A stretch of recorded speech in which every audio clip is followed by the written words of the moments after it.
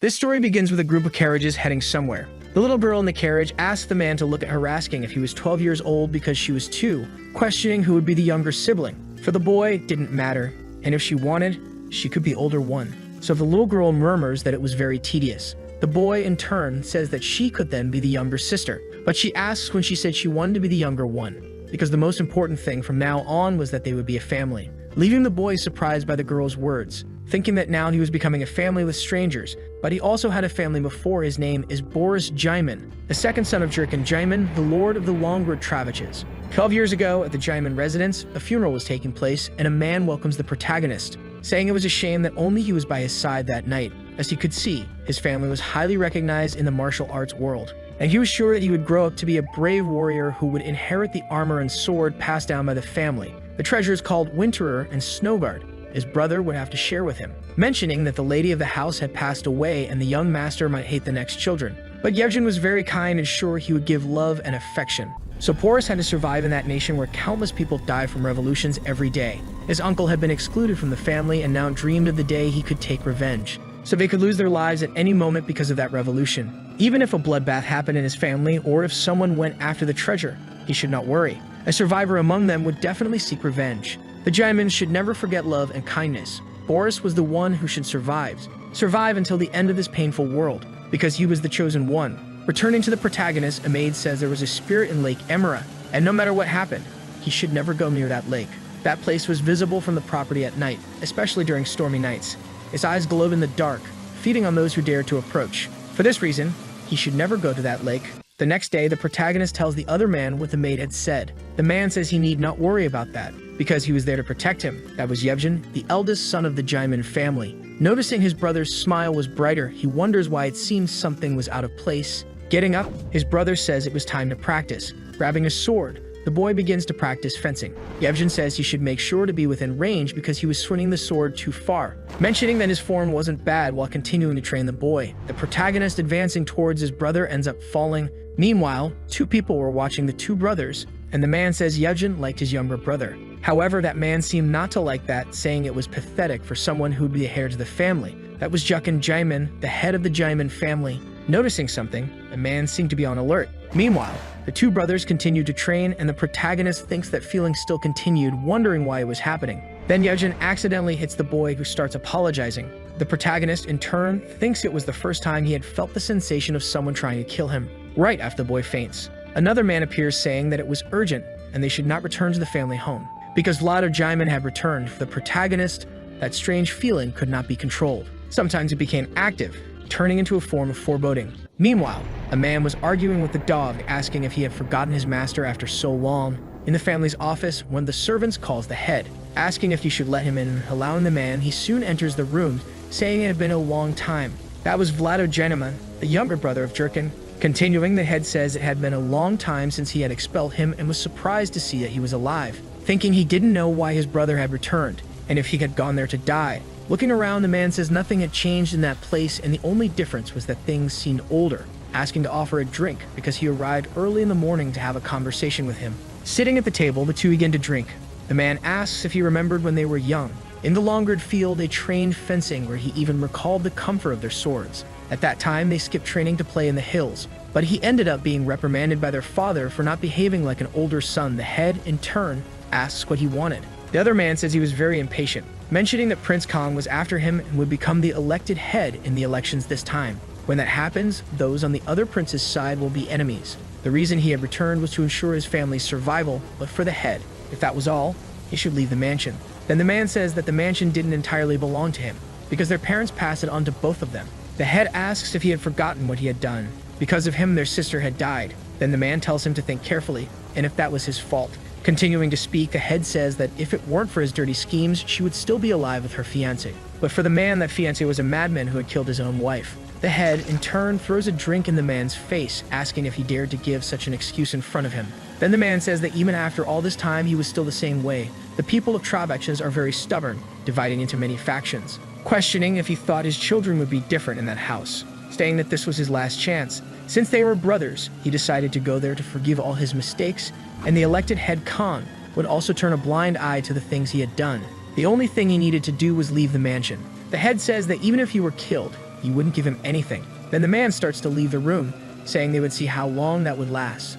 Looking out the window, the head of the family tells one of the servants to start the preparations, because it was time to resist. Returning to the protagonist along with his brother, he asks where their father was opening the door. His brother says it was time to use the Winter Kit, an armor to assassinate the territorial lord of another country, the Snow Guard, and the sword obtained by killing enemies in 30 years. The Winterer, a treasure of the Jaemin family passed through generations, a winter equipment that only the strongest warrior could possess. As the centuries passed, these equipments only remained as rumors, but now they go into the hands of their master as equipment. A flashback at the beginning of the year appears with their father showing something to Yevgen. Meanwhile, the protagonist observes them talking about the family treasure that his great-grandfather and his son obtained by defeating countless enemies. The Winterer and the Snow Guard, together they were called the Winter Kit. Yevgen is surprised as the rumors about it were true, and the head says that if even he didn't know about it, then the silence had been effective. His grandfather had passed a person to Vlado and to him in the hope of working together. However, he was wrong. The Snow Kit only showed its true power when used together.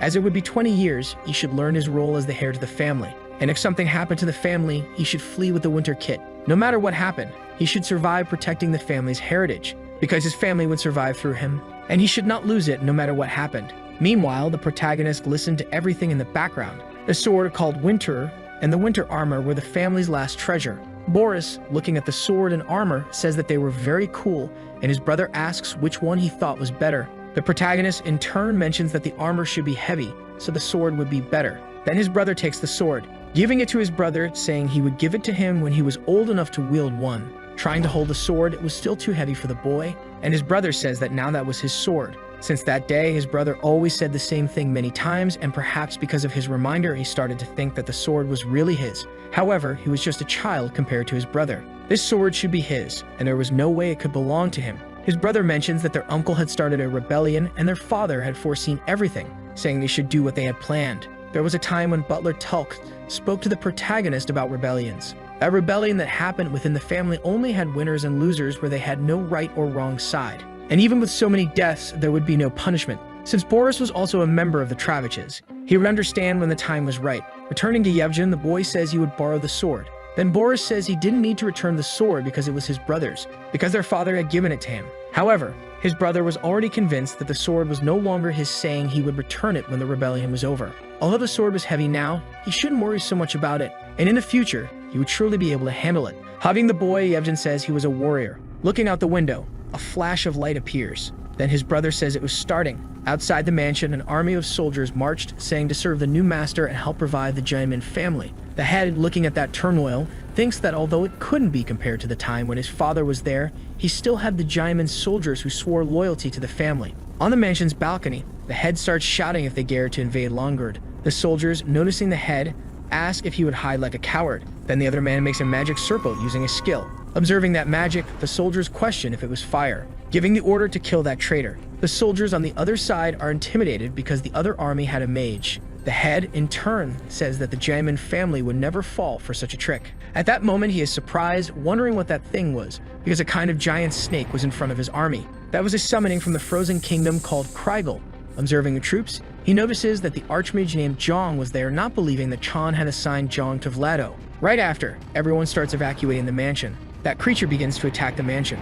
The head thinks that evacuating the house was his priority while the second squad held off the attack. They needed to get out as quickly as possible and devise a plan. Looking back, he notices Yevgen and his brother, starting to argue with the boy about who would stay with Boris, asking how he would get out of there with a child, and if he didn't know what he was protecting now. Quickly, the two separate. The protagonist thinks his father was right and it would be impossible to escape with a child. Remembering his father's words, he assumes that his brother should survive in his place, because if it were him who survived, he wouldn't be able to protect the family. However, that strange feeling continued, a foreboding that something would happen to Yevgen. Outside the mansion, people were running desperately, and the army was still battling. The other man says to the head that all the people had evacuated. Looking back, they see the mansion was completely destroyed, leaving the head furious, questioning how Vlado dared to destroy it. As a family member, he would never forgive him, telling Tulk to check the status of the first and second squads. Tulk in turn mentions that they were at a disadvantage as expected and also couldn't use the mansion anymore. The head warns that they would attack the mansion's entrances,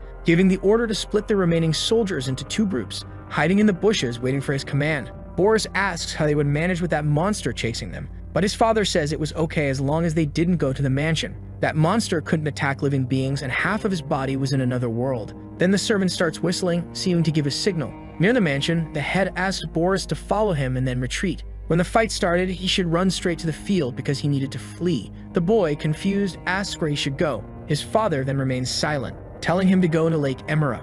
Boris, nervous, questions why he should go there since his nanny had said there was a spirit in that place. His father asks if he really believed in that because of that stupid rumor. No one approached that lake, but that place was safer than any other, mentioning that there would be 3 trees with black trunks near the lake and he should hide in that place because he would fetch him after the fight. The reluctant boy ends up accepting. Then the servant informs the head that it was time, giving an order for the soldiers to advance. Looking back, he asks what Boris was waiting for because he should already be running. Heading towards the lake, Boris thinks his father must be right and it was just a rumor. At the mansion, the battle was already happening. Among it, Vlado was still there, eliminating the enemy soldiers. Looking for where his brother was because he had treated him like a criminal, excluding him from the family. But now he was hiding like a little rat. Then the soldier gives a signal to Vlado saying that his brother was there. Meanwhile, the head's group was completely surrounded. The head, continuing to defeat the soldiers, asks how they dared to invade his territory. Because of that, they would pay with their lives. However, Vlado was already behind him, saying he would see him later. The head, in turn, says it had been an ambush.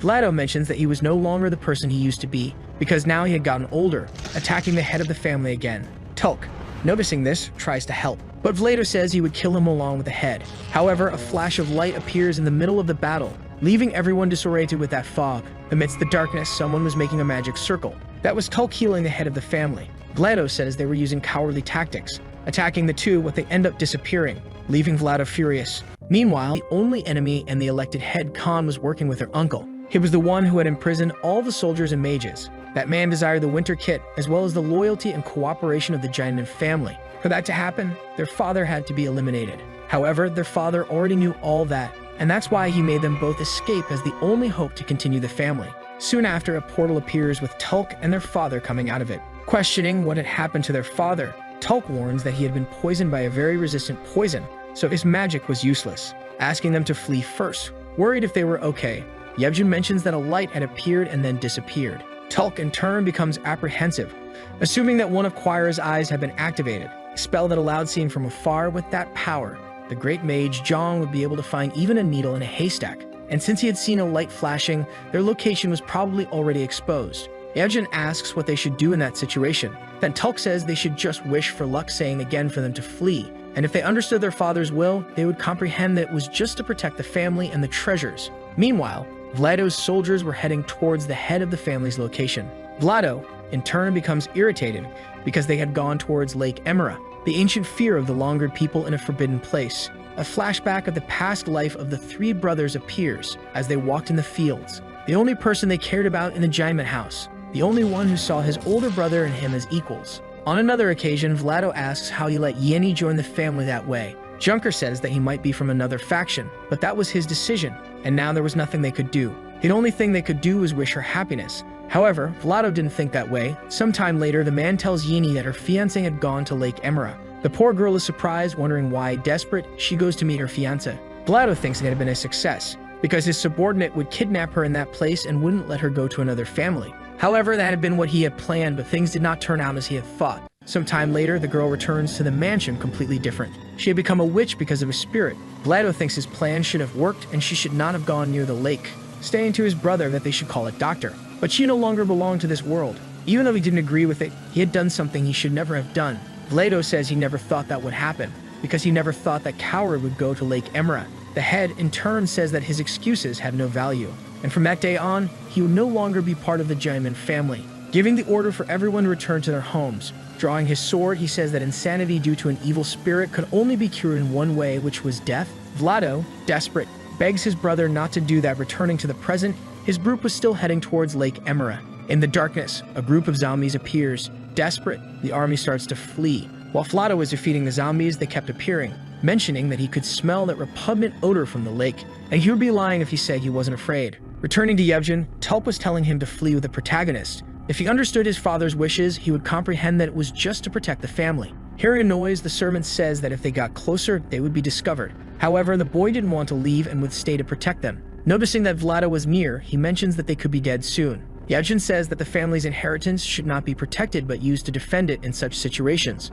Questioning if his father understood what he was trying to say, looking at the protagonist, he asks if he understood too. But remembering the conversation his father had with his brother, he thinks that he didn't need to live alone in a world without his family. Yevgen in turn says he should think it was glorious for them to die by their own choices. Then Tulk says he would take the lead, and until he died, they shouldn't leave. The boy says that until it was his turn to face him, he wouldn't retreat. Then the protagonist thinks that now he understood why his brother's eyes were blue, and the smile that was incredibly bright. There had always been a strange premonition about that near the lake the four were walking. Junker says they finally made it. Observing the lake, the head remembers his sister. A background voice questions if it was only now that he was looking for her. That was Vlado saying he was doing all that after abandoning her, mentioning that she should be happy to see the brother who had distanced himself. Junker says he would never recognize his sins, and Vlado asks if he came to ask for forgiveness. Then the head goes towards the man saying they were already late for that. Vlado, in turn, accepts the confrontation, saying they would battle until that spirit appeared. Junker says he had given his life and still didn't know his sins. Besides, he used his sharp tongue to turn Yenny into an unjust corpse. Similar to the monsters of the lake that writhed, however, Vlado didn't recognize his mistakes, questioning if Junker still blamed him for that. The one who had taken Yenny's life was not him but Junker, saying they would take that battle to the end, where that spirit finally appeared. Meanwhile, Yevgen was protecting his brother from the zombies. The boy starts murmuring, talking nonsense, leaving the protagonist confused. Looking at his brother's hand, he notices it was trembling. Boris thinks his father was really right, remembering his father's words that said the winter kit was only effective if used with another person, mentioning that his brother should survive until the end. Then a flash begins to come out of the sword. Catching Vlado's attention, Yevgen says he was there. Looking around, the protagonist notices everything around was white, questioning what was happening. Beneath the boy, a malevolent aura was lurking, saying that the boy was very beautiful. Then the young man wakes up, noticing he was in a forest and the mountains along with his sword and a horse. Among the hills, Yevgen appears, asking if he had already woken up, suggesting his brother drink some water. Looking at the boy, he asks if Boris was okay and if he had any nightmares. At that moment, the protagonist runs into his brother's arms. With tears on his face, he hugged him with all his strength. Content: his brother also hugs him. The protagonist thinks that it was very strange because before they were at Lake Emera. Besides, his father was fighting Vlado, while his brother was battling those zombies, thinking about what had happened when he was unconscious. Yevgen, in turn, says he needed to fetch more water. So the protagonist asks where they were, responding. His brother says they were in the north of Longard, in a region called Hada Plateau, in the territory of the Gurem family, saying that they had ridden that horse, and then Boris had fallen asleep. But when the boy asks where their father was, Yevgen becomes uneasy, saying he had gone to another place. The situation was unusual, and that's why everyone had split up, asking him not to worry because Tulp would contact them using magic soon. So the protagonist questions what they should do. Yevgen says that meanwhile, they should meet their great aunt. The medical faction she was in didn't have a bad relationship with their father, or they could go in the direction of Elector Karsuya, whom their father served. Boris asks if they couldn't go anywhere. Instead of asking for help from strangers, they could simply live a life of commoners. Yevgen didn't know how to live that way because they had always lived with the help of many people. That was a bad year, so the relationship with the nobles wouldn't be good. The boy, in turn, says they could live quietly at least until their father contacted them. At that moment, the protagonist's stomach starts to growl. Yevgen says they should go to a nearby village to eat something. In the village, Yevgen asks the maid for permission to enter. Entering the building, he requests a room. The woman then says it was 10 gold coins. Surprised, the attendant questions how a boy of that age had so much money. Meanwhile, two men were observing the two brothers, asking what people like them were doing there. The attendant asks if they wanted dinner and breakfast, and Yevgen says they just wanted what was available. Then the maid mentions that she thought people of that caliber couldn't eat common foods. In the bar, several people were mocking the two boys, saying they probably didn't know about life. Apologizing for the delay, the other man brings the plate of food. Observing the contents, the protagonist feels disgusted, because that plate had several live larvae. Falling to the floor, Boris becomes desperate because he would have to eat that. The people in the bar start to mock the little boy, asking if he wasn't going to eat, saying that if he didn't know, they should teach him. Then Yevgen takes charge of the situation, asking them to teach him instead of his brother, saying he should eat in front of him. Convinced, that jerk asks if they were hearing that because the rich boy wanted him to take the first bite. Meanwhile, a hand approaches the man's neck.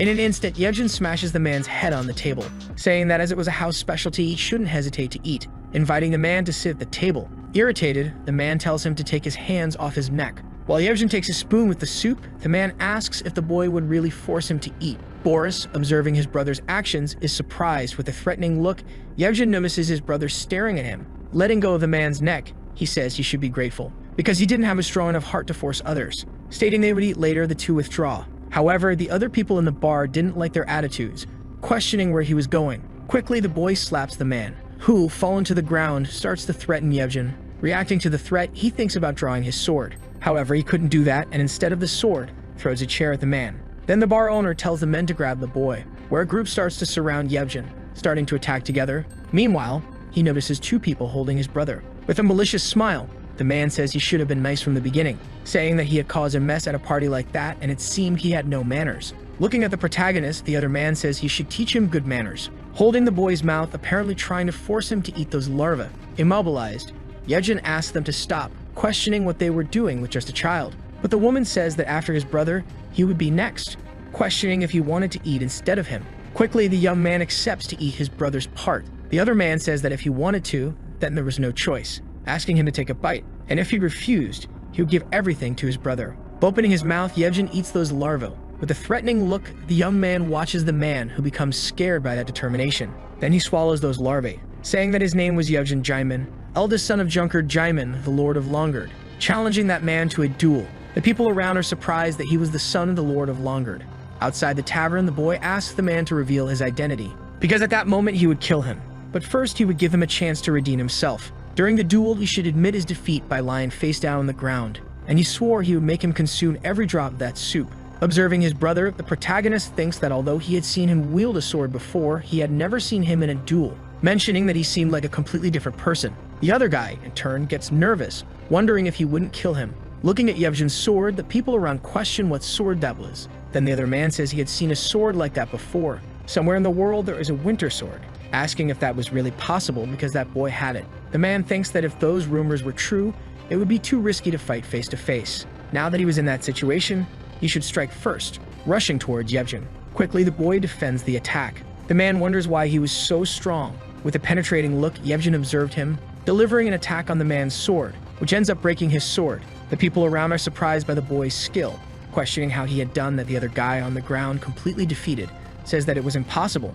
Meanwhile, Yevgen was already above him, about to deliver another attack. Kneeling, the man begs not to be killed. Yevgen asks if he was accepting his defeat. Quickly, the man affirms he was doing that. Sometime later, that man inside the tavern was about to eat that soup. Taking the spoon, the man opens his mouth, eating those larvae. After the man had eaten everything, Yevgen calls the protagonist to leave. Later in their quarters, Boris asks if he was worried about something, saying he was happy he was okay because he had won. But at that time, he was completely different. However, he knew he had no choice, and if their father were there, he would surely praise him. Yevgen says he did the right thing and no one knew him better than he did. And he had realized that their father was right, because he shouldn't let his heart soften with empathy. If he could take care of Boris forever, he would surely ensure he had a kind heart, but he couldn't stay by his side forever, because he had his own path to follow.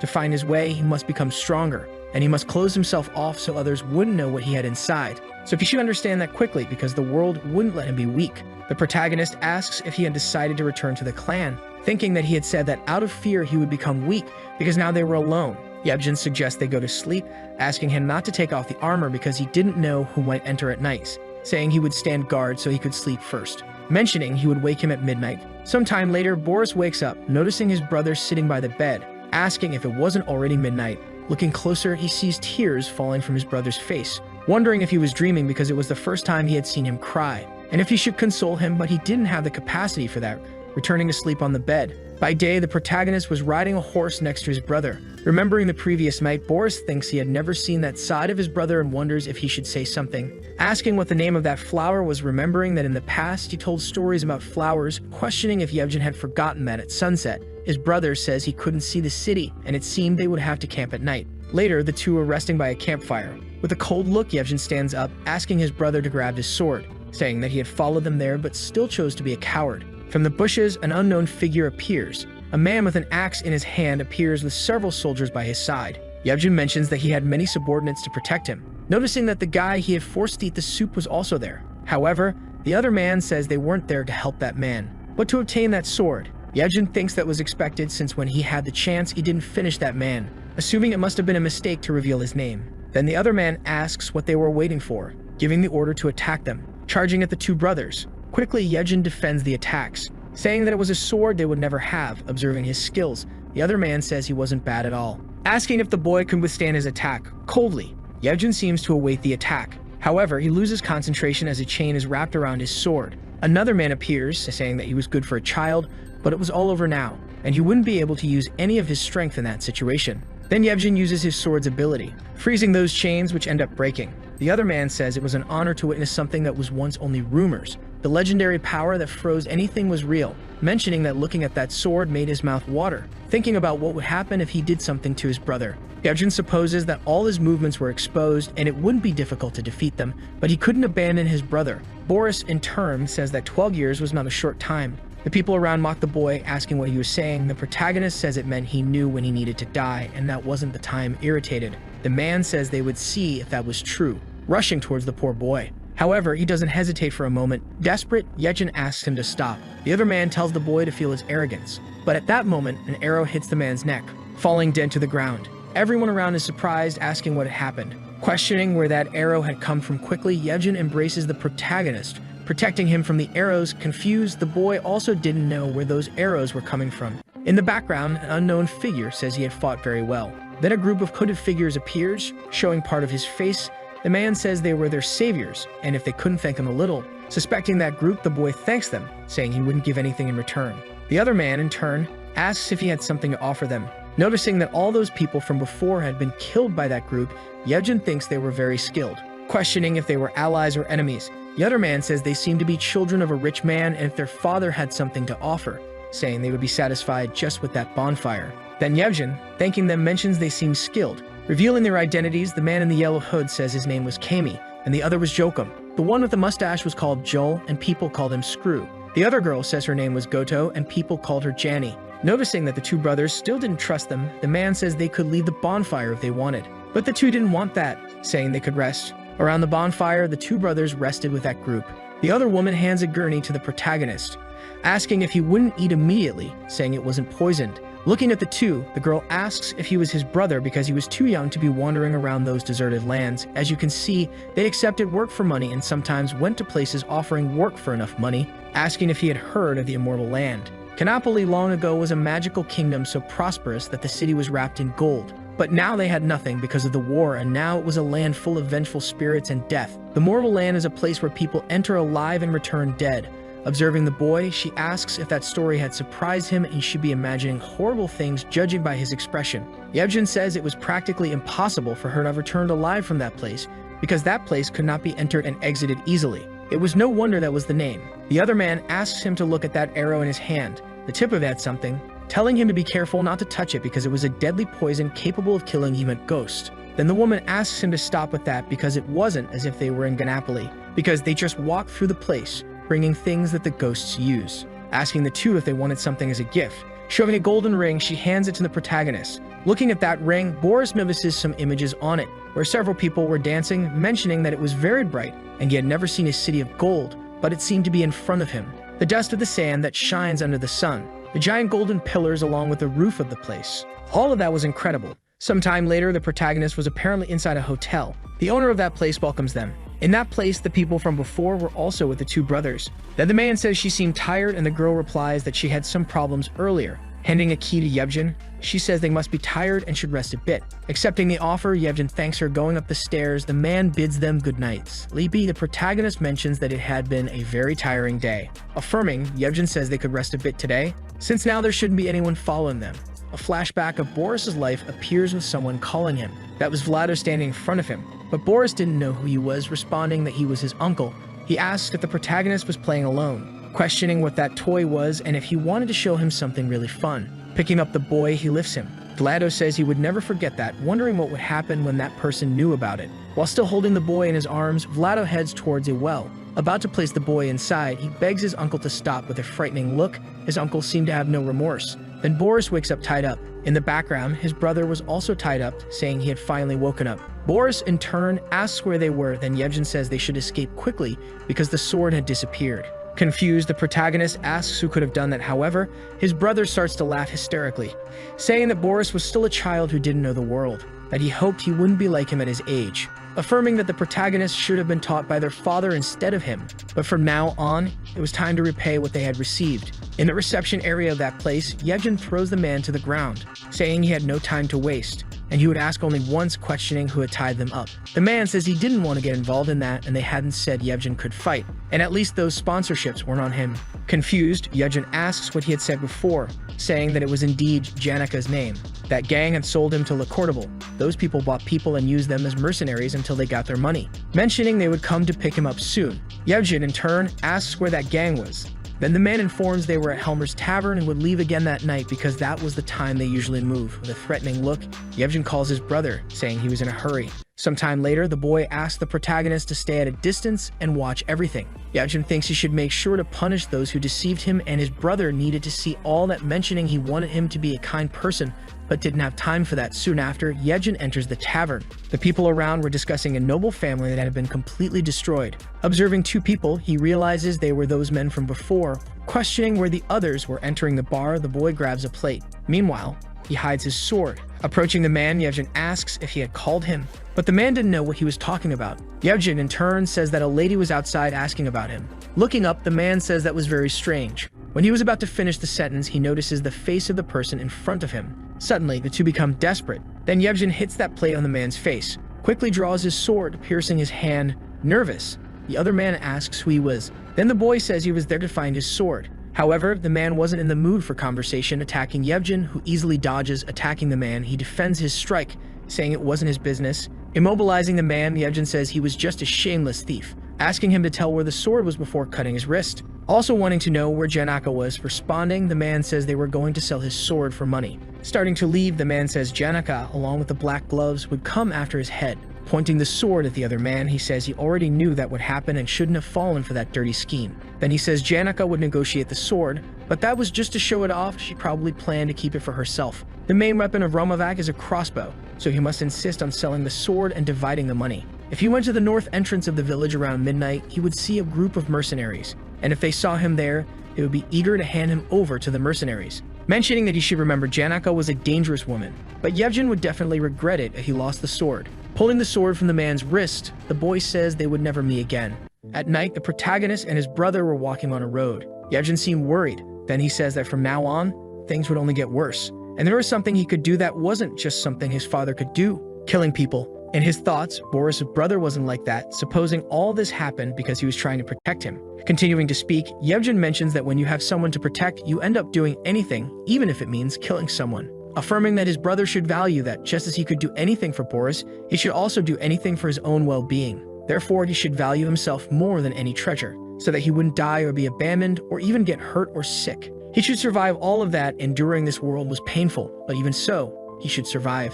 Sometime later, Yevgen was observing two hooded figures searching for his sword. Looking to the side, Boris notices a group of people. Yevgen supposes those must be the Lacourtable mercenary corps. The commander asks if she had business to deal with them. Then the woman introduces herself, saying it was an honor. Then the commander says he wanted compensation because the people he had sold had disappeared. But for the woman, it was their fault for arriving late, and they had just done their job. Even so, the man wanted his value compensated. Otherwise, the two would have to work for them. The girl, in turn, gets irritated, asking if they were underestimating them. The other man says it was natural to compensate for the damages, questioning if it wasn't the first time they were working with them, mentioning that it would end their synergy because they had returned the money. Handing the money to the man, he says that wasn't enough, and if they didn't pay or work, he would kill them. Then the woman says she wanted to ask him a question, and if he wouldn't ask them to work for the rest of their lives. The other man, in turn, asks if she wanted to become a slave. Then the commander mentions he would free them later if they did well on the first mission, saying that Doctor had hired 50 people for a job. However, 2 people had died and the contract required 50. Quickly, the woman accepts, saying they just needed to do a great job. Noticing that the woman had taken off her hood, Yevgen sees the sword on her back. Above the roof, the boy asks them to stop, asking if she would return his sword. The other man questions what he was doing there. With a threatening look, Yevgen observes them. Then the woman mentions it was good because the person they were looking for had appeared. Pointing the sword at the woman, Yevgen asks what the reason for all this was because it was a nation without slaves. The girl says that if he was caught for not having talent, he should just be obedient, asking how he dared to try to teach others, calling the boy a novice. But for the protagonist, she was the novice, because she had caught them while they were sleeping. Questioning if she was proud of having done that, remembering everything she had done, he calls the woman a coward, saying she had exploited their trust and couldn't be called warriors. The commander in turn says it seemed like they had different opinions. Then the girl mentions that since the people who disappeared had returned, they didn't need to work anymore, so they would take their leave. Then the man gives the order for her to fight again, saying to fight again and sell the side that loses and only let the winner go. However, the loser would be crushed by the group.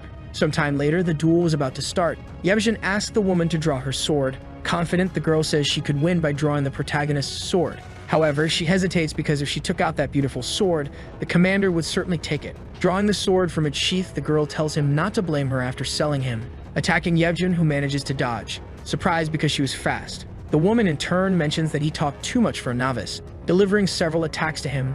The protagonist, observing the fight, thinks his opponent was very powerful, and the important thing was to recover his sword. Looking up, he notices someone's shadow in the tree, wondering who it was. When he looks back at the duel, he sees his brother had been attacked, becoming desperate because of his brother. However, the boy hadn't given up yet, grabbing the girl's shoulder. Quickly, he grabs his sword, freezing the woman completely. Everyone around is surprised by what Yevgen had done. With a fearful look, Yevgen wins the duel. The commander in turn says he can leave. Then the protagonist hugs his brother. In the background, the other guy wonders how his companion had been defeated. Drawing his crossbow, he thinks he has no choice but to do it, pointing his weapon at the two brothers. At the same moment, his arm is pierced by daggers. The commander appears, questioning how he dared to draw those weapons in front of him, calling the person in the tree. However, it was a woman, and the commander orders her capture. Quickly, the girl advances on that man, executing a series of attacks on him, managing to immobilize him. The man questions if they would discard him after all they had done for him, and if those children had developed a maternal instinct in him. Even so, the man asks them to get rid of him. Yevgen in turn mentions that he seemed not to know the value of a mother, questioning if he would have the courage to say that in front of his own mother. Meanwhile, Boris observes that little girl, apparently finding her very beautiful, supposing that the person he had seen in the tree was her. Soon after, the commander calls her, saying they were finished there. Looking back, Janaka and her gang never asked why they were running away, supposing they had ulterior motives from the start. Their knights had been killed and their money stolen, but at least his brother was safe, and they had recovered their sword. In his thoughts, someone strangled the protagonist, questioning if they were being pursued again, asking for his brother's help. However, the one choking him was himself. Waking up, Boris thinks it had all been a dream. Looking to the side, he sees his brother resting, wondering why he was lying on the floor that way, but he leaves him alone because he must be tired, wrapped up while sleeping next to him. At that moment, Yevgen wakes up, restless. The next day, Yevgen, along with his brother, appears in a shop to sell some things. Showing an object, he asks how much it could be worth. The man mentions that it wasn't bad and was well preserved. However, it was very old, offering the boy 300 coins. Yevgen says that value was too low. The man, irritated, asks if he thought that object was new, and if he wanted to get a higher value, the only choice was stealing. But maybe an old lady could use it, although it was out of fashion. Then Yevgen accepts that value. Sometime later, the boy buys various foods for his brother to eat, mentioning that all that seemed very good. The protagonist wonders how he could eat that, thinking that his brother never sold anything for less than 3,000, and that meal was paid for by their mother's memory, affirming he was okay with just dry bread and water, wondering how long he would treat him that way. Calling his brother, Boris asks when their father would find them. The boy replies that it would take a little more time. He was sure he was trying to heal his wounds, so they should eat that food and make sure they stayed healthy. Thus, they would be ready to see their father when they could. Then the protagonist says he was right, but observing his brother, he notices he got a sad look. Sometime later, while sleeping, that dream continues to repeat, wondering why it was happening again. However, when he wakes up, he notices his own brother was actually doing that. At that moment, Yevgen pulls the boy, throwing him against the wall. Observing the sword, Yevgen thinks about grabbing it. Then the protagonist hugs his brother, questioning if he would really kill him, asking what he was doing and if something was wrong with him, asking him to wake up, but that was also a dream. Yevgen, beside him, asks if he had a nightmare. Looking at his brother, Boris remembers that image from his dream, becoming desperate about it. Then he starts to feel a pain in his back. Quickly, his brother gets up, asking if something was wrong with him. Remembering his dream again, the boy is reluctant to say anything, mentioning he had fallen while sleeping. Yevgen in turn says that usually happens and he must be very tired, and since they rested well that day, they would leave again. Sometime later, the two brothers were walking in a forest. The protagonist thinks it wasn't a dream nor an illusion, but he didn't believe his brother was in his right mind when he tried to kill him. His hands were warm and moist when he strangled him, and it was as if he had a fever. Moreover, it seemed he didn't remember everything he had done before, questioning what he was hiding. Then the boy asks if his brother is okay. Saying yes, he begins to distance himself a bit from Boris. The boy thinks that he really wasn't okay, and they were continuously on the move without asking for help, wondering if they were really going to their aunt's estate, questioning his brother if their father would come to get them, asking him to be honest and tell what happened. But his brother asks him to wait just a little longer. Boris thinks there was something strange, recalling the giant monster that had invaded the mansion, and the other that had attacked him at the lake, wondering why his memories were so vague, and why he had really gone to Lake Emera. Then Yevgen says that their father was not coming back. Some time ago, he went to a place from where he couldn't return, mentioning that he was with Butler and Tulk, so he didn't need them, asking his brother to pay attention. At that moment, a terrifying creature appears behind the protagonist. With a penetrating look, it observes him. About to attack the boy, his brother appears in front of him, asking him to run. Soon after, blood begins to gush. Recalling his Nana's words, he mentions that it was the spirit. It didn't seem dead or alive, but its eyes were like balls of fire just looking at the world. The spirit had hit Yevgen with its enormous wing. Wondering what had happened to himself after that, the boy had run like a coward without looking back even for a second, while his brother, the protagonist of that attack. In the present, the two brothers were resting by a campfire. Yevgen, in turn, asks him to go somewhere else when he wakes up the next day, mentioning that he couldn't stay with him and didn't have much time, leaving the protagonist completely shaken by his words. However, the boy didn't want to be separated from his brother, saying he would stay by his side until the end, but if he stayed with him, Yevgen might end up killing him. The spirit of Lake Emera was the one who had killed Aunt Yenny. Yevgen remembered his aunt as someone who was a good and kind person, but when she came back from the lake, that personality no longer existed. Her voice was like the scream of a monster, a madness that could only be released with the option of death. That was the brief future that awaited him. Then Yevgen asks Boris to try to hold the sword and swing it. However, it was still too heavy for him. Yevgen says it would be great if his brother were a little older, and if he could at least live long enough to accompany him. That way he could survive on his own. However, he couldn't grow up immediately. While his remaining time was passing quickly, soon he could end up harming him. The protagonist, surprised by his words, thinks it seemed like he was about to leave him, pleading in his thoughts for his brother not to go away, saying he didn't care if he killed him, affirming that he couldn't survive alone, and that there were countless people coming after them who could be much stronger than the ones before, so he wanted to stay by his side. Then Yevgen slaps his brother, asking if he had forgotten what he had said before, telling him never to say he would die again after he left, he should become strong. Hugging the boy, Yevgen says that no one else would protect him, so he couldn't rest in any shadow, and he should never trust anyone or let his guard down around people. The whole process would be difficult, but it would be worth doing all that as long as he was alive. Countless possibilities could happen. Handing the sword to Boris, the boy says that was all he wanted to say, and if he went crazy again, he allowed Boris to kill him. Yevgen is thinking that his memory was starting to fragment, and he wonders what he would do if he didn't know who he was. The young man begins to imagine the possibility of going mad and thrashing like a monster, just like his Aunt Janine. Or even because of what was happening, he might have hurt his brother Boris. Yevgen explains what was happening to him and comments that when he thought it was morning, he realized it was already afternoon. As he lit the campfire for his camp, the night sky had already risen without him even noticing. Looking at the moon with a vacant expression, the only thing Yevgen can say is that he was becoming something he didn't recognize. The young man tells himself that he was very afraid, as what he feared most was hurting and seeing his brother's lifeless body when he opened his eyes. While after that event, the sun begins to rise.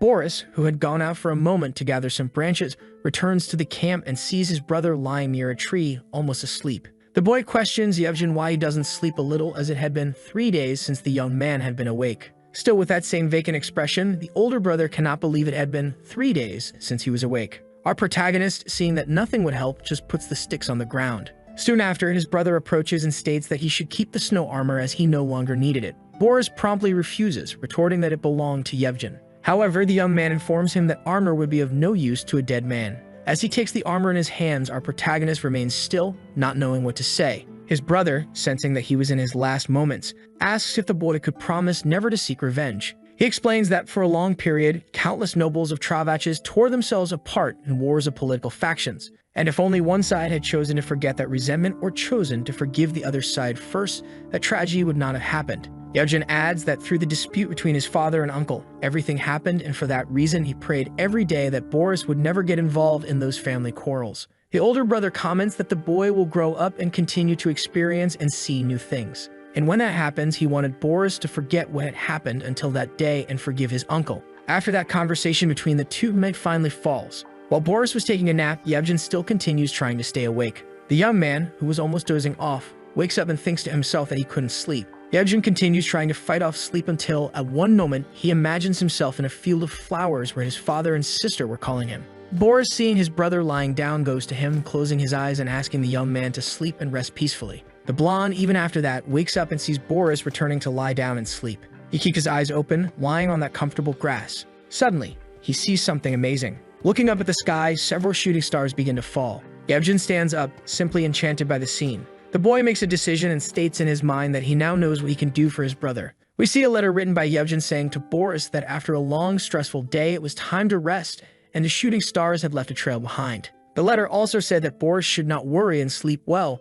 because his brother would protect him, and no one would wake him. Boris, on the morning of that day looking to his side, saw a hole and immediately realized what was happening. The letter continues, and Yevgen states that when Boris feels afraid of the dark, he should not worry, because tomorrow will soon arrive and he should forget the difficult world outside. The young man also asks his younger brother to have a good dream, as he always gives him a goodnight kiss. Then finally our protagonist reaches the bottom of that hole and sees his brother already lifeless. The letter ends with Yevgen saying that he will always be by his younger brother's side, and he should remember that if he has a good dream, the night will pass in an instant. We go back a little before Yevgen committed that act, and we see the young man kneeling after digging the hole and looking at the sky. After digging all that with his bare hands, the young man remains kneeling for a while, just watching that beautiful scene before his eyes. He finally thinks a little more about what he was going to do and makes his decision. The young man looks back and upon seeing Boris sleeping observes the boy for a moment. Yevgen's poor brother remains in a deep sleep, not even imagining that something tragic would happen that night. Before leaving, our protagonist's older brother makes sure to add more wood to the fire to keep him warm. And finally, he covers Boris' body with a blanket to ensure the boy stays well. Boris notices this but soon goes back to sleep, and Yevgen walks toward the hole. We see that in the middle of the excavation, the ice sword was embedded. The young man stands still in front of it, just staring at his cruel fate. Then he accepts everything, and shortly after, with a smile, he throws himself, knowing it was the best thing for his family. With that event, the birds fly, and we finally return to the moment when Boris was facing that scene. The boy notices that beside his brother, the sword was in a different position. With an expression full of despair, the poor boy falls to his knees devastated. He realizes that Yevgen probably dug that hole with his bare hands, and after throwing himself onto the sword, used all of his remaining strength to pull it out of his body. In tears, our protagonist wonders why his brother didn't even let him do something to stop it. Our protagonist takes off his icy armor and puts it on his brother's lifeless body, while stating that Yevgen couldn't even live his own life. Shortly after, also with his bare hands, he begins to bury his brother's body, who still had a peaceful look on his face. After that, the young man throws some grass on top and asks his brother to sleep well. Jaimin, knowing he had to do something about it, picks up the Inverness sword and starts walking aimlessly. In a city, we see a blonde noblewoman yelling at her maid, questioning if she was really going to keep wearing those clothes. With that, the maid tries to explain that they were in the countryside, and that the clothes the noblewoman usually wore were custom-made. The blonde woman is not satisfied with that response, as anyone could wear those clothes, and she wonders how she could wear such servant attire. The maid goes out into the city in search of a tailor to make clothes for her mistress. Sad, the girl thinks that it wasn't her fault that the luggage fell from the carriage into a puddle of mud, but still, she was suffering for it. The girl also thinks that they weren't in an Almorad, but in Travach's, and wonders where they could possibly find a dress. After some time walking around the city, the girl comments that no matter where she looks, she couldn't see a tailor shop, and maybe she should visit a seamstress. Boris arrives in the city, and some people begin gossiping about him, wondering why the boy had such a stoic expression and was carrying a sword. These people even envy the Invernate, which was sheathed by Boris's side, as it was very bright. The blonde noblewoman's maid, seeing this, remarks that the boy seemed to be her age and couldn't believe he was walking around carrying that sword. In her head, she says that poor boy seemed really tired and wonders where he was going. She then realizes that the young man was stopping in front of an establishment. Upon closer inspection, the maid notices that it seemed like a disguised tavern, so she tries to warn our protagonist. The girl goes up to Boris and tells him he shouldn't go into that place recklessly, as the boy had no idea what could happen inside, and it was very dangerous. Still, with a devastated expression, the only thing Jaimin responds is that he was fine and continues on his way. Seeing this, the maid wonders to herself why the boy's expression was so heavy. As he enters the tavern, she comments that it seemed like he had a layer of darkness over his face. Inside, Boris approaches the attendant, excuses himself, and the young woman promptly welcomes him. The boy, skipping all formalities, simply states that he would like a room. The attendant asks if he was alone, and the boy quickly responds that he was. Then she chooses a common room and tells Boris the price. She explains how our protagonist should get to the room and mentions that his bed was a bit small, but it wouldn't be a problem, as the young man was still a child. Boris doesn't seem to complain and just asks for one more thing. He wonders if there was a place willing to hide a child like him for work. The young man comments that he didn't need money, just food and a roof over his head. In the last flashback of Yevgen, we see him before committing that act beside his brother, asking the boy to live, endure, and survive that cold winter. After our protagonist says that the attendant thinks that, although he seemed to be living on his own, it still looked like he had a good life. The waitress responds that she couldn't offer many things to the boy, but she thinks the mercenaries there meet an Iran boy. Suddenly, a person named Punin raises his hand and calls Tonya to bring another beer over. The girl agrees and asks for just a second.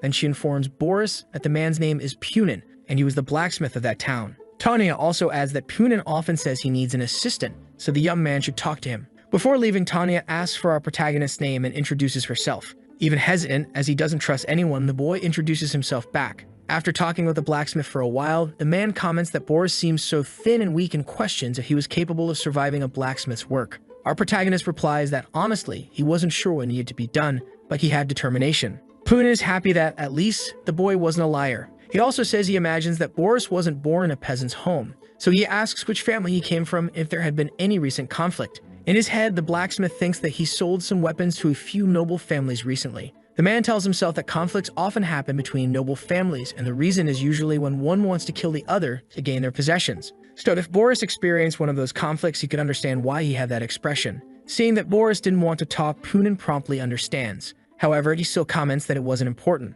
Then the blacksmith asks Boris to come to the forge tomorrow morning, as he'll give the boy some work, and if he finds it too much, he can leave. Tony arrives saying it was nice that they had already settled things and asks Boris to thank the man. But the boy remains silent and only nods his head. Later, the young woman serves a plate of food for the boy and tells him that it was the special soup they serve at the inn. Tanya asks the poor boy to eat it before it gets cold. Boris still remains silent, and the young woman says he needs to change the habit of not saying thank you when he feels grateful. Hearing this, as he grabs his utensils, the boy, though embarrassed, thanks her for the food. Tanya just says goodbye and shortly after asks the boy to rest as she leaves. Lying next to his sword after the meal, our protagonist seems a bit reflective about something. He thinks that even though the blacksmith makes farming tools or weapons, the work will definitely be tiring, but he wasn't really worried about that. The real problem was whether he could trust those people. Boris comments to himself that even the people he considered close betrayed him when they faced a crisis, and even the people who saved him before approaching him stole his sword and sold it to some mercenaries. That's why the boy wonders if those people could be planning something similar.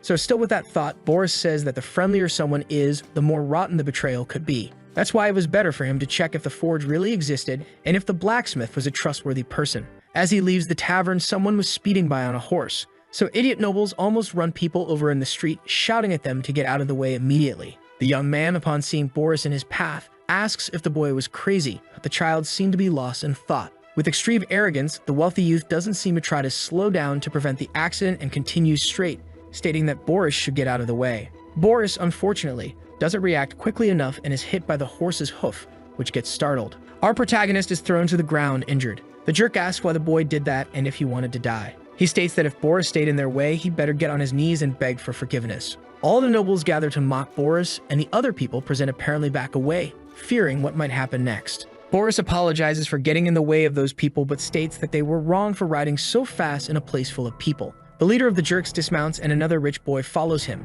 commenting that the peasant needed to learn a lesson to know his place. The blonde then pulls out a whip and says that's exactly what he was thinking of doing. He begins whipping Boris repeatedly, who merely curls up, protecting his sword. After beating the boy, the jerk asks if he finally understood how life works. Curled up, Boris thinks that if he were big enough to draw that sword, he could defend himself, and if his brother Yevgen were there, he could save him. However, he sharpens his gaze and notes that those thoughts are useless. The young man begins to stand, and upon seeing this, the nobles are impressed. Jaimin tells himself that he must stand on his own because he is alone in this world. Our protagonist also remembers that his brother sacrificed himself so he could live, and therefore he wouldn't die at the hands of people like them. Elsewhere, we see the same noble girl from before questioning her maid if she really hadn't found the dress. Furious, the blonde shouts that it was ridiculous and made no sense because there's no city without a tailor, and she wonders what the nobles there wear. The Princess of Belnor continues irritated, and her maid tries to apologize as despite searching the entire city, she couldn't find a place that sold dresses. The maid also thinks that she hadn't seen any tailor shops around, and all she saw was a boy who probably had some social problems.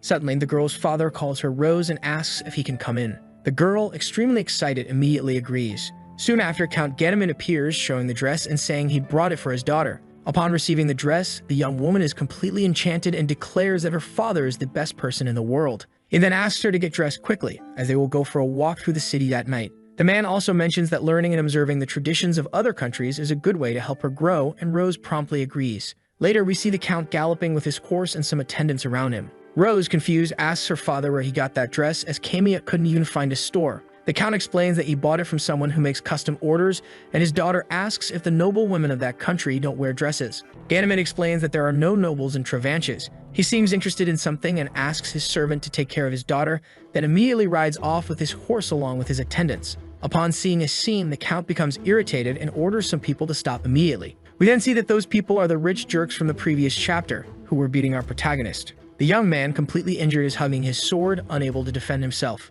Some peasants think that finally someone capable of stopping those people had arrived. The waitress from the tavern and the blacksmith also arrive at the scene. Confused by the situation, the Count then asks the delinquents what all the commotion was about. Immediately, they become irritated and start arguing with the noble, calling him a foreigner. Injured and completely debilitated, our protagonist watches the scene and Ganymede orders all those jerks to leave. They promptly refuse and even threaten the nobleman, who draws his sword and states that they had brought this upon themselves. One of the rich boys sitting on a horse asks if he wasn't too old to be playing the hero. The jerk quickly charges at his opponent, who simply stares at him. Ganymede swiftly defends himself with his sword, striking his opponent's weapon and causing the boy to lose his balance. With the force of his attack, the Count even manages to hurl the noble's sword far away. The boy's sword flies off, landing embedded in the ground, and the nobleman points his blade at the jerk, asking if he still wanted to continue. The young man, with literally a sword at his throat, realizes he's in deep trouble. Desperate, he orders all of his friends to start running and calls the Count a wretched beggar. One of the Count's attendants picks up Boris, who was on the ground, and places him on his course,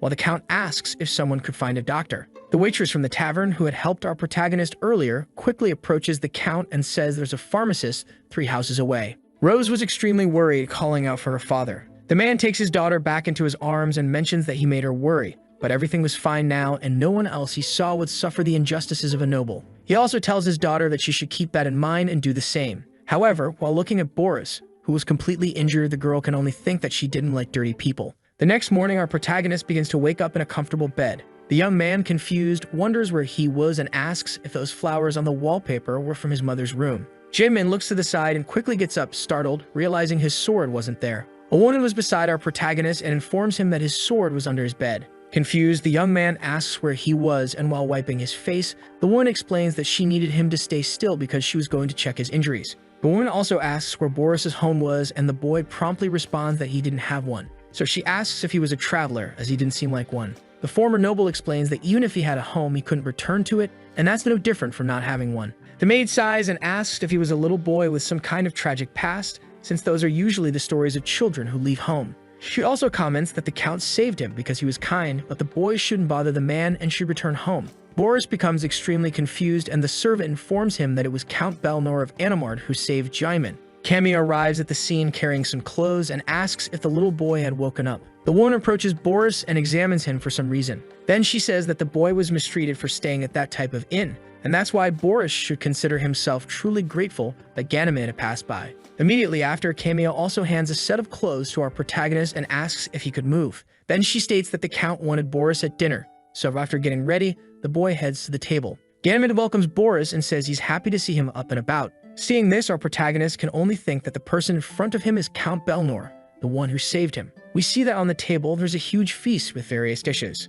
One of the butlers arrives with even more plates of food for the family. While serving himself, the Count tells our protagonist that once Boris tries the food, he'll understand the true taste of Belkrus. Rose gets excited and begins explaining that these are truffle omelets, made from truffles that grow in their territory, and they are quite famous. The Count agrees and comments that the boy must be starving, so he should eat as soon as possible. As he picks up his utensils, Boris thinks it's been a long time since he's had such a complete meal. He cuts the omelet and then takes a bite. The young man loves the food, and the Count responds that he's glad Boris enjoyed it. Immediately after, he asks to introduce himself formally and explains that he is Count Belnor of Belkrus, Ganymede, and this is his heir and only daughter, Roseness of Belnor. In the midst of his thoughts, our protagonist says that now that the Count has formally introduced himself, he will also need to introduce himself. The young man introduces himself as Boris Jaimon, thinking that since Belnor isn't from his country, the Count probably wouldn't know about his family. However, unexpectedly, upon hearing this, the Count seems to understand something. He asks if Boris was from the Longard family, and the boy is shocked to hear that. The Count continues his explanation and says that he's heard that it's a famous family of sword-fighting warriors, and he asks if Boris's family had faced some kind of problem. Our protagonist responds that his father had passed away and his uncle was now leading the family. Upon hearing this, the Count assumes that Boris's uncle's political views differ from his father's, and he asks where the boy planned to go, as he doubted Boris would return. The young man only responds that he didn't have any destination in mind, unfortunately. He only confirms that a certain blacksmith intends to hire him, so he was thinking of going with him, and the Count asks if he was really interested in that type of work. Boris replies that he wasn't sure and would have to work hard to start liking that kind of job. Belnor proposes an offer and asks Boris what he thinks about going to a Naumarad with them. Jaimon feels a bit hesitant about the sudden offer and stays silent for a moment. Rose doesn't seem to like the idea and questions if her father really wanted to bring that boy to their home, but the man replies that it was Boris's decision to make. He was merely offering a suggestion. Boris, confused, asks why he received such an offer, and the Count responds that he would tell the reason, but he recommended that Boris shouldn't listen. However, the boy insists, stating that if there was a reason behind the suggestion, he would like to hear the details. The Count agrees and then explains that he intended to make good use of the boy. Upon hearing this, Boris silently thinks to himself that there had to be a reason behind why this man was being so friendly. The anime tells our protagonist that he already has everything a man could want. He has an adorable daughter, so he doesn't need another child, but against his will, he needs a child Boris's age. Because some time ago, before Rose was born, he made a bet with a certain friend. The bet was that when they had children and they turned 10 years old, their children would duel each other with swords, and the loser would grant the winner one wish. As time passed and Rose was born, Ganon had forgot about the bet. But last year, out of nowhere, he heard news about this friend, whom he hadn't seen in a long time, and learned that he had 2 sons, though unfortunately, the older one was an idiot. This friend, after finding out that Count Ganymede had a daughter, put his younger son through intense training with an expert swordsmanship instructor. So if this friend wins, he could request Rose's hand in marriage to his older son. Rose immediately drops her drink, exclaiming that it was ridiculous.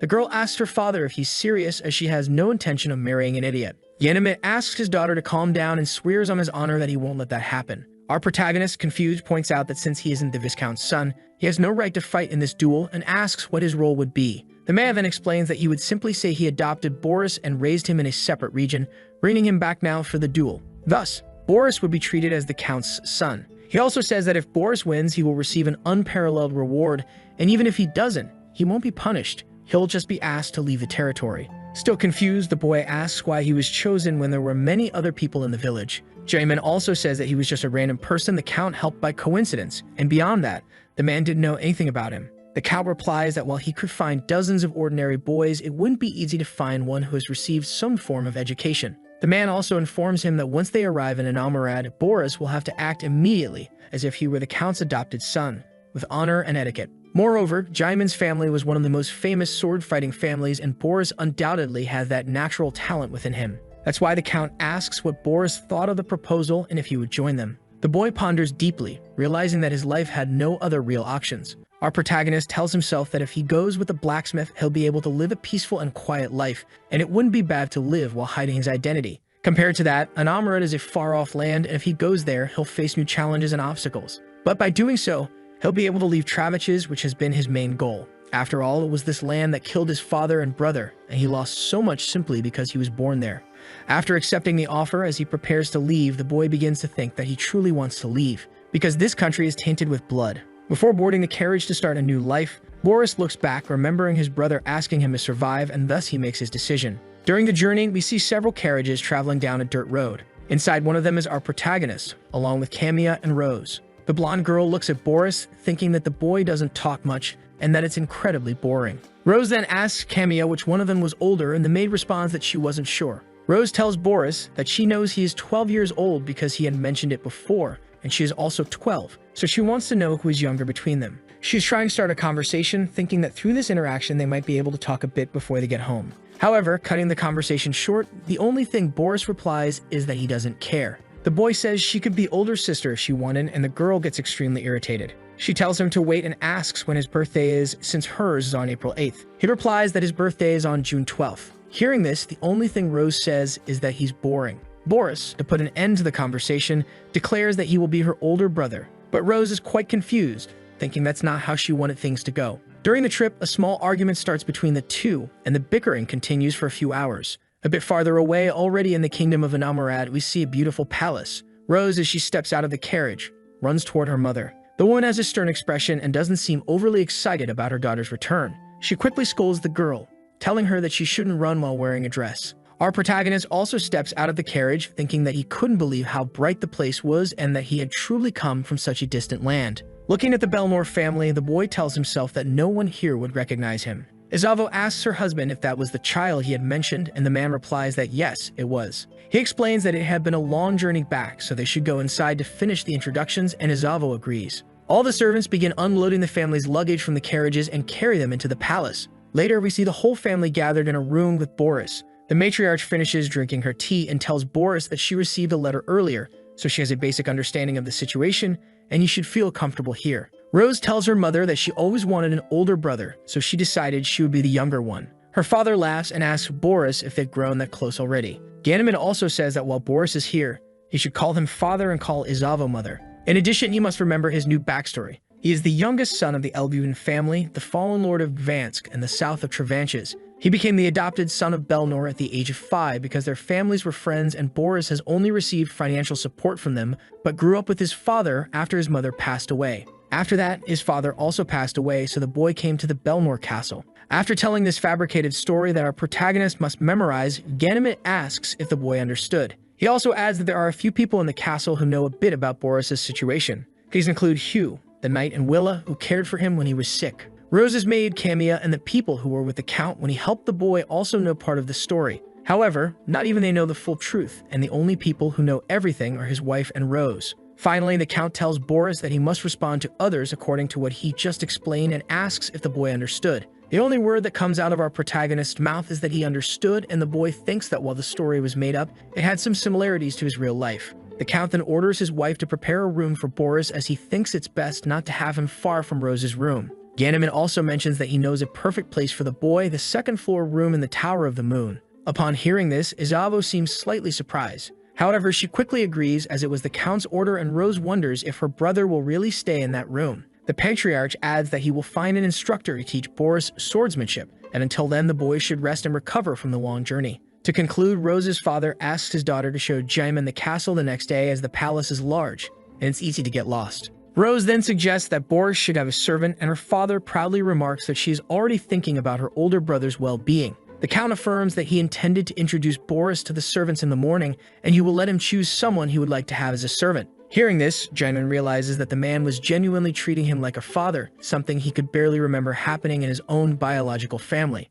Later, in a room, we see our protagonist sitting on the floor in the corner of a wall. He sighs softly, thinking that he was finally alone. The boy recalls the moment when Rose said she would show him the room he would stay in the next day, but for today, he was to stay in the guest room. There, Boris reflects that the room was really nice and feels impressed by the infrastructure the Belnor family provides for visitors. He also remarks that he could see the path the carriage he traveled in had taken and wonders if they had traveled through forests. He muses, wanting to know if those forests were similar to the one where he used to play with his brother Yevgen. The young man has a few flashbacks, but quickly dismisses the idea, stating that there was no way the forest here could be similar, because in Travanches, only grass and needles grew. In contrast, Anamarad was full of flowers, and the people here were warm and friendly. The boy says that this place is not his home, and that from that day on, he was in unfamiliar territory. Boris is startled awake by Rose, who asks if he's okay. The girl explains that her father asked her to show him around the castle. At first, she would show him where his room was. Rose also says that if Boris follows her without getting distracted and stays close, he won't get lost.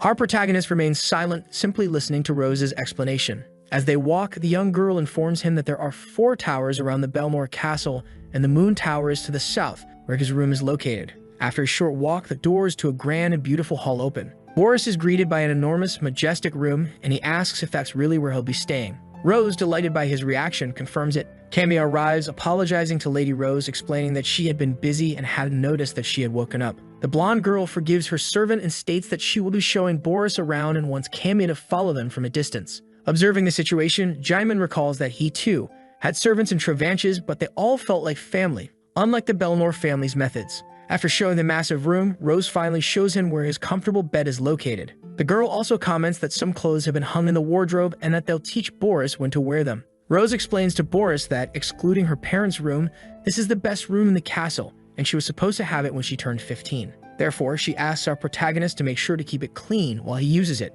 Noticing this, the boy realizes that she already knows he will be leaving next year, but despite that, she is still acting very friendly. With that, Rose feels proud of herself as she believes she has finally established a good relationship with her new brother, even if only for a year. The tour of Boris's room continues, and on the balcony, Rose mentions that the room really has a good view, as the sunset is truly beautiful there. Next, she takes the boy to the kitchen, where she introduces him to the cooks. Afterward, they head to the dining hall, and Rose explains to Boris that they usually eat at a table near the kitchen because the dining hall is too large. After showing him all that, the girl thinks there's nothing else, but Cammy reminds her of the library. Rose then explains that her father is probably visiting different areas of the country, so they can visit the library. The two children head there, and the blonde girl explains that there are tons of books in that place. Looking around, Boris quietly remarks that he knows well what a library is. Nevertheless, he rarely entered one as his father was always inside, and he thinks it's strange to miss his father, who had always been cold and distant. Perhaps it's because he can no longer see him. Rose suddenly shouts for someone named Lanzi, asking if he's reading the Count's book without permission again.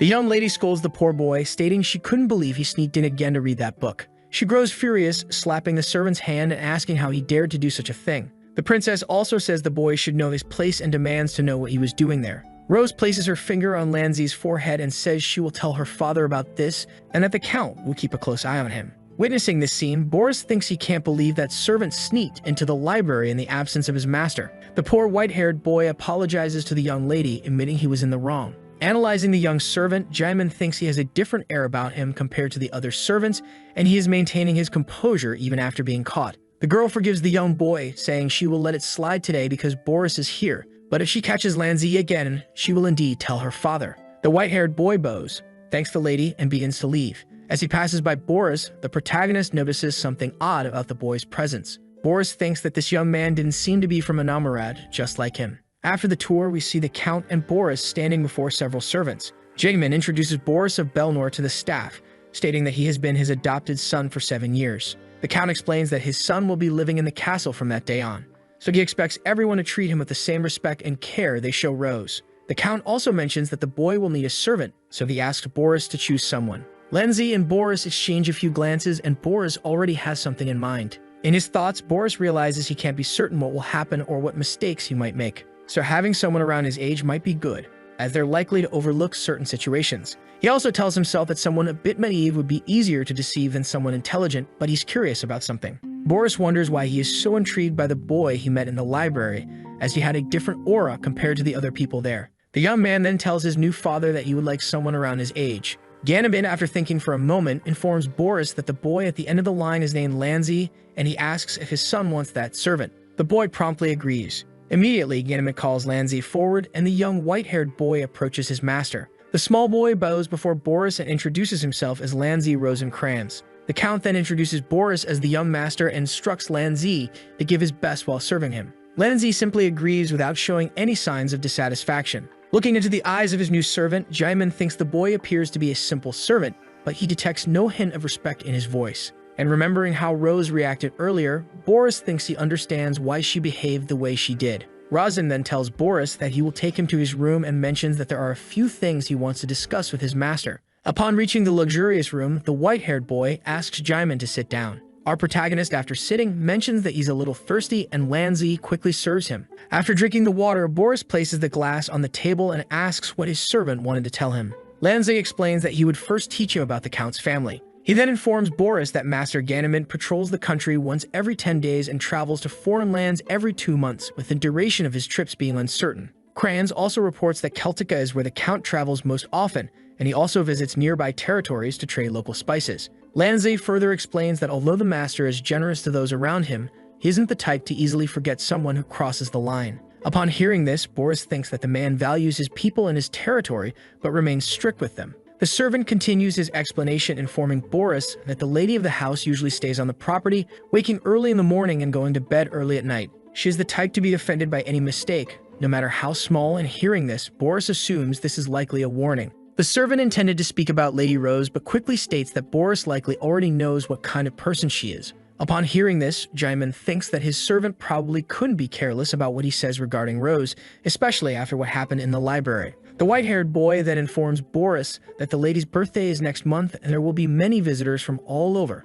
including some from the capital. Most of the visitors will be from the Marquis Krezang family, which is Izalu's family, and the ladies who serve them will be the most important guests. He also mentions that there will be a ball during the event and finally asks if Boris knows how to dance. When hearing about the ball, Boris thinks that the only thing his family in Travanches knew was how to plan the eradication of one another, so there was no way anyone taught him to dance. Realizing that his master gave no answer, Lanzi assumes that Boris isn't familiar with this type of practice. With a gentle air, Lanzi offers to teach Boris if his master would like. However, Boris remains silent and time moves forward a bit. Our protagonist then asks his servant what kind of duties he performed in the castle before. Lanzi explains that he was assigned to handle the orders of Count Belnor and adds that he joined the family last year. With more curiosity, Boris asks where Lanzi lived before, and the servant tells him he came from Celtica. Upon hearing this, Jaimin reflects that Celtica is the capital of Anamarad, but still far from here, and wonders if his servant had been sold to become a servant of a noble family. He then asks if Lanzi's parents are still alive, but the boy lowers his head for a moment. Lanzi responds that he doesn't know for sure, but they were alive when he was sold, although he has no idea how they are doing now. Boris regrets asking that question and instead asks if Lanzi is alone now. However, the servant replies that he has a younger sister, so he's not entirely alone. He explains that the Count showed them compassion and his sister also lives in the castle with him. As night falls, Lanzi tells his young master that he would like to see his little sister. Boris agrees but says he would like to go with his servant. The white-haired boy, somewhat surprised, asks his master if he is a knight. Boris doesn't understand the question, but Lanzi quickly responds that he will believe his master is a knight. Soon after, we meet a beautiful girl with blonde hair named Lanzime. Boris and Lanzi arrive at Lanzime's room and her brother calls out to her. The girl, upon hearing him, turns while looking at the floor. Our protagonist notices that for some reason, Lanzime is not looking in his direction. He thinks that Lanzime seems like a fragile child, like a white tulip with a pale face and no expression, resembling more of a wax doll. Lanzi asks his master to sit on a chair for a moment. He then approaches his sister,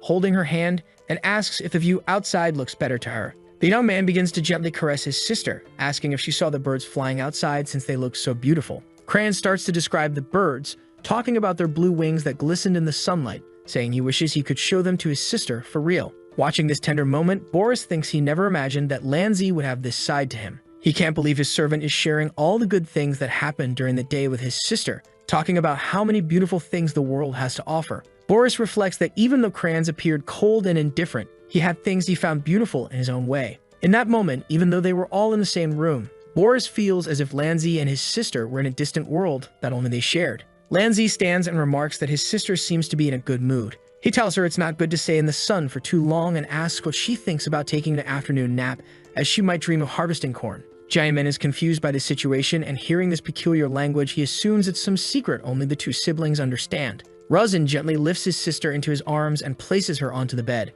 The man gently lays the girl down, wishing her a good sleep and sweet dreams with a soft smile on his face. Soon after, that smile fades and he turns to his master, stating that they could leave now. A little later, we see Rose saying that she hated Lanzime. Boris asks why, and the girl responds that Lanzime seemed like an idiot. She asserts that she really hated people like Lanzime because, although she can speak, she does nothing, and Rose continues to express disdain for the poor girl. Hearing this, Boris is surprised to learn that Lanzime could speak and tells Rose that the girl didn't seem well. Rose agrees but adds that even so, Lanzime is completely lazy. She explains that the only thing Lanzime can't do is walk, as her legs are weak, but she doesn't even leave that room. Rose goes on, but Kamiya interrupts her, announcing that it's time for afternoon tea. Hearing this, Rose gets excited, mentioning that she needed to go because there would be ice cream cake today. Before leaving, she tells Boris that those two siblings need to learn to be more grateful, and despite his sister doing nothing, Lanzi treats her far too well. Finally, Rose comments that the Count has found Boris's fencing instructor, and she heard that the instructor would arrive tomorrow morning. The girl also mentions that her father said the instructor is very good, but a bit eccentric. She wonders if she should ask her father to let her learn fencing too, and hearing this, Boris wonders if she will be able to learn anything with her personality. Sometime later, we see our protagonist walking through a forest. The boy remarks that after staying in the house for a few days, he feels like his body has become stiff, and that the upcoming days will be tough with the training. While walking through the forest, Boris comes across a walnut tree and is impressed. He notices that the walnuts seem ripe and wonders if he should climb the tree. The boy hopes that climbing trees doesn't break any local etiquette and recalls how Yevgen used to let him climb on his shoulders to easily pick a bunch. However, suddenly several walnuts begin to fall in Boris' direction, and he turns, wondering if someone was there. He sees a figure and remarks that whatever it was moving very quickly, wondering if it was a mountain animal or a monster. However, a man with large hair calls out to Boris. The stranger says he saw the boy looking at the walnuts and thought he'd do him a little favor. Seeing that it was a human, Jaimin feels extremely relieved and soon starts laughing, commenting that he was foolish to think it was something else. More walnuts begin to fall in the boy's direction, and the man in the tree tells him to gather them all. The man climbs down from the tree, complaining that Boris didn't collect a single walnut. Hearing this, Boris wonders to himself who this shameless person could be. While stretching, the man tells Boris that he will help gather all the walnuts.